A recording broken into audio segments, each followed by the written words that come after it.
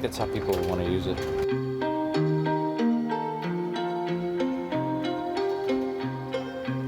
This is part of the White House press area, not exactly a relaxed, open workspace.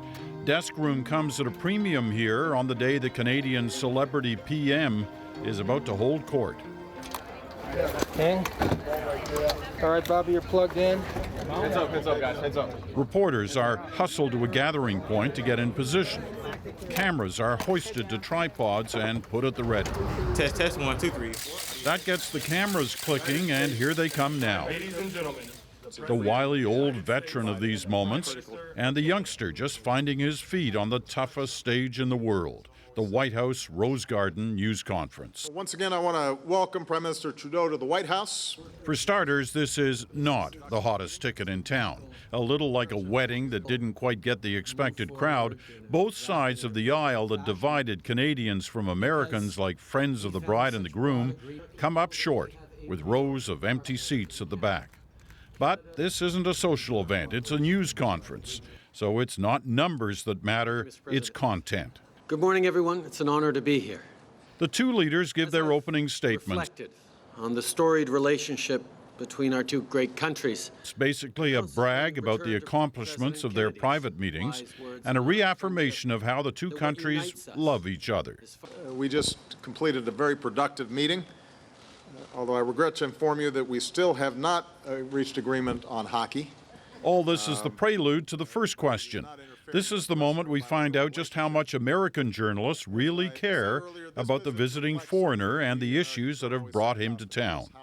Now, keep in mind, journalists who work this beat know they only get one shot at a question, so make it as long and as loaded as you can.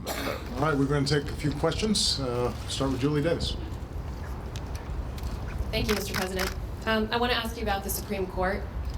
You've already said you're looking for a highly qualified nominee with impeccable credentials. Can you give us a sense of what other factors you're considering in making your final choice? How much of this comes down to a gut feeling for you?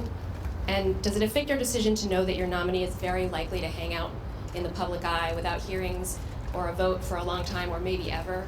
And frankly, shouldn't that be driving your decision if you're asking someone to put themselves forward for this position at this point? For Prime Minister Trudeau, I wanted to ask you, we know you've been following our presidential campaign here in the U.S. As the president alluded to, you've even made a joke about welcoming Americans who might be frightened of a Donald Trump presidency to your country. What do you think the stakes are for you and for the relationship between Canada and the United States if Donald Trump or Ted Cruz were to win the presidency and to succeed President Obama? You obviously see eye to eye with him on a lot of issues. What do you think how would it affect the relationship if one of them were to succeed President Obama? Thank you. Even though it wasn't directed to me. And so it went. Trump got more shout-outs than anyone who wasn't named Trudeau or Obama. And then horror of horrors. Mr. President, I'll be asking the Prime Minister my question in French, but I will repeat it for you in English afterwards.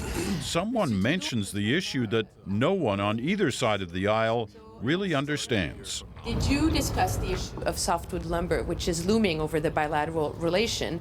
And has any avenue been explored into avoiding a new conflict in October? And to what extent is the fear of losing seats for the Democrats due to this issue kind of hampering progress on this? As American journalists blank at softwood lumber, the moment is saved by one of those things that's happened to most of us. Now, this is all a little cynical, I'll admit. After all, everyone got what they came for here. The leaders got a chance to vent about how important these sessions are. The journalists got to ask the questions they wanted. But really, this was always about optics, trying to convey the message that things may have been rocky for the past few years, but they're back on track now.